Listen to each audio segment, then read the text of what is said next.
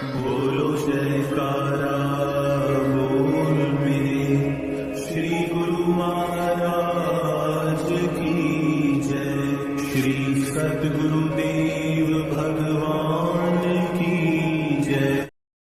गुरुमुखो,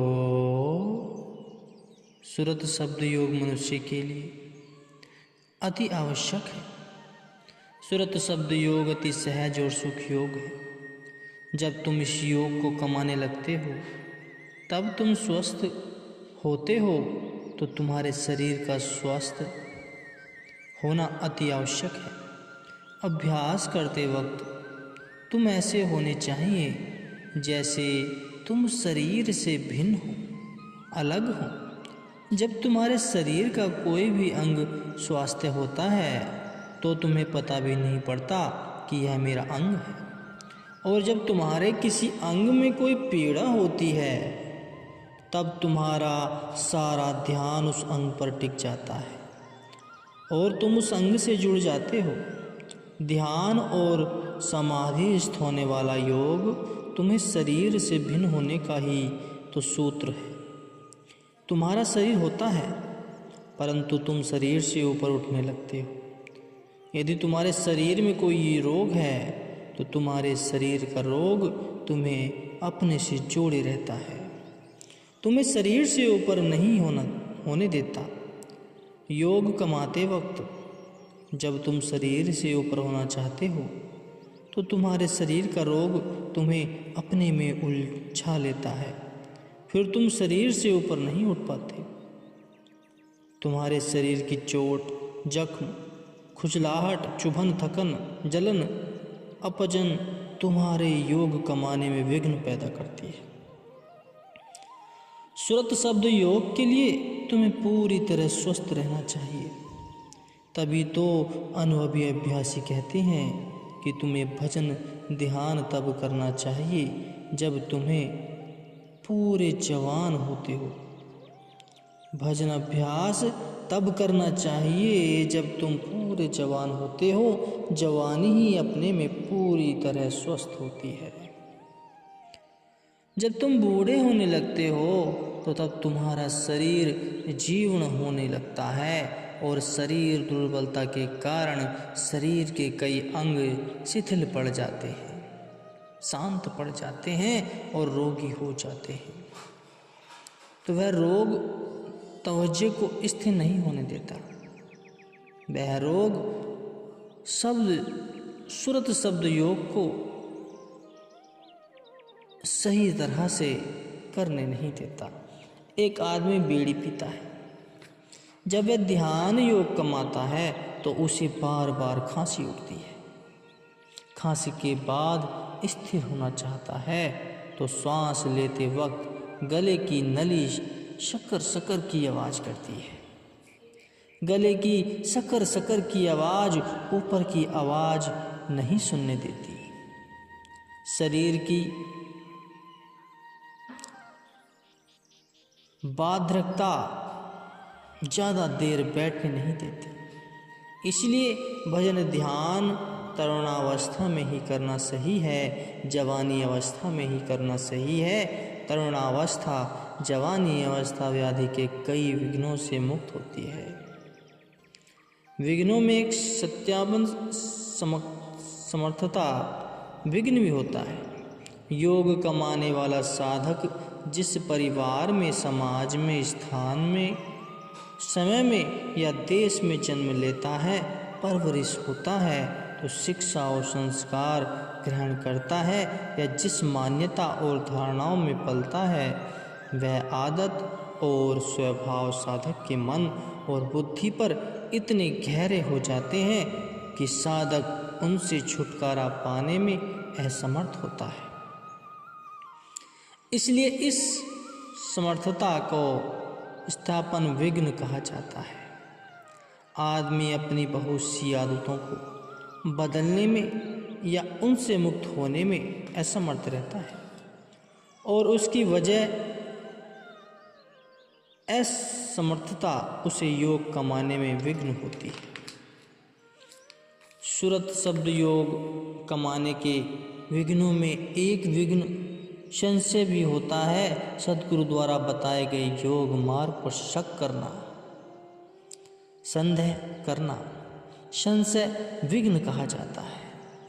अपने योग मार्ग के अभ्यास कमाने में संशय करना कि यह मार्ग सही है या इस मार्ग से अन्य कोई मार्ग भी श्रेष्ठ है, यह संशय करना संशय विघ्न हो जाता है। संशय विघ्न साधक को अपने लक्ष्य के प्रति पूर्ण समर्पित नहीं होने देता। योगियों ने योग कमाने के विघ्नों में एक प्रमाद विघ्न भी कहा है और सद्गुरु द्वारा योग साधना कमाने में रुचि न रखना और संसार के रसों में रुचि रखना प्रमाद विघ्न कहलाता है। कई बार ऐसा देखने में आता है कि परिवार में या घर में सत्संग या सतगुरु का आगमन होता है, परंतु उस परिवार के सदस्य या तो अपनी गप्पों में लगे रहते हैं या किसी किस्से कहानी में या टीवी में मस्त रहते हैं। यद्यपि यह मनमुख और सांसारिक मनुष्यों का व्यवहार है, परंतु यह प्रमाद सत्संगियों में भी पाया जाता है। प्रमाद विघ्न योग का विपरीत विघ्न भी कहा जाता है। प्रमाद विघ्न के साथ साथ आलस्य विघ्न भी कहा जाता है और शरीर के पचाने की क्षमता से अधिक भोजन करना और शरीर को शक्ति पहुंचाने की अधिक शक्ति पहुंचाने की खुराक खाना, शरीर इनसे भी भारी होता है। शरीर और भारी शरीर व्यक्ति को आलस्य की ओर ले जाता है। शरीर के आलस्य को मन अपना लेता है, जिससे मन पर आलस्य हावी हो जाता है। आलसी मन साधना और योग अभ्यास से भी जी चुराता रहता है, यहाँ तक कि अपने आलस्य के कारण अपनी जिंदगी के अमूल्य समय को बर्बाद कर देता है। आलस्य विघ्न के बाद साधक के योग मार्ग में अवितृत विघ्न आता है। योग के विधानों ने अवितृत को अवैराग्य भी कहा गया है। अवैराग्य विघ्न का मतलब है योग साधना में वैराग्य न होना, योग में लगाव न होना, सांसारिक विषय भोगों में लिप्त रहना या विषय भोगों की प्राप्ति के लिए अपनी इच्छाओं को तीव्र करना अवितृत या अवैराग्य विघ्न कहा जाता है। योग के विद्वानों ने योग साधना के विघ्नों में भ्रांति प्रदर्शन भी कहा है और भ्रांति प्रदर्शन को विपरीत ज्ञान भी कहते हैं। विपर्य का अर्थ है विपरीत यानी उल्टा भी होता है। साधक को कोई अधूरा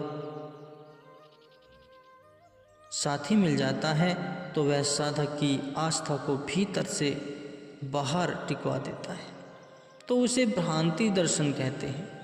उसे कोई संगी योग कमाने वाले साधक से कहता है कि तुम अपने भीतर अपने भगवान का दर्शन करने को योग कमाते हो, तो धर्म स्थल में रखी हुई भगवत मूर्ति का दर्शन कर लेना भी योग पूरा होना है।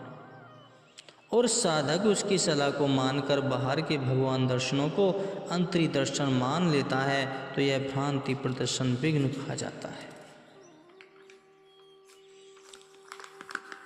योग के विद्वानों ने इन विघ्नों के साथ ही अनवस्थित विघ्न भी कहा है। योग अभ्यास कमाने वाले अभ्यासी को सद्गुरु ध्यान की अवस्था में अवस्थित होने का उपदेश करते, परंतु सांसारिक झंझटों के कारण या मन के विघ्नों के कारण जब अभ्यासी अपनी आंतरिक अवस्था पर स्थिर नहीं हो पाता और वह विचलित होकर अपने वृत्तियों के साथ बहने लगता है, तो इस विघ्न को अनवस्थित विघ्न कहते हैं। मैंने यह प्राचीन युगों के विघ्नों का स्पष्टीकरण किया। गुरु संत मत ने सुरत शब्द अभ्यास कमाने वाले प्रेमियों को विघ्नों की गणना नो ही नहीं कही है। जो भी विघ्न तुम्हें अंतर्मुख होने में विघ्न डालता है, वह विघ्न कितने ही हो सकते हैं। अंतर्मुख होने पर भी जो विघ्न तुम्हें शब्द और ज्योति से मिलाप करने में विघ्न डालते हैं, वह भी विघ्न कितने ही हो सकते हैं, और विघ्न का मतलब रुकावट भी होता है। यानी गुरुमुखों, सत्संग के अभ्यास में आने वाली रुकावटों को विघ्न कहते हैं। यदि तुम अपने सद्गुरु के उपदेश पर पूरा भरोसा करते हो और उनके नाम उपदेश को प्रेम से ग्रहण करते हो, तो तुम्हारे पूर्ण समर्पित हो जाने पर सारे विघ्न दूर हो जाते हैं। समर्पित हो जाने वाले गुरुमुख अभ्यासी को कोई भी विघ्न अपने लक्ष्य से नहीं रोक सकता। सत्संगी अभ्यासी को चाहिए कि अपने सच्चे प्रेम और समर्पण से आंतरिक अभ्यास के सभी विघ्नों से मुक्त हो। परमात्मा से मिलाप के योग के यम और नियम के दायरे में जीने वाला व्यक्ति ही, यानी सत्संगी ही, संयम से जीवन जीता है। यम और नियम की संयुक्तता संयम कहलाती है। यानी संयम में योग के यम और नियम समाये होते हैं। जो यम और नियम के दायरे में नहीं जीते, वही संयम खो बैठते हैं। व्यक्ति की जिंदगी में यदि संयम खो जाता है, यानी जो संयम को गवा बैठता है, वही जीवन बर्बाद हो जाता है।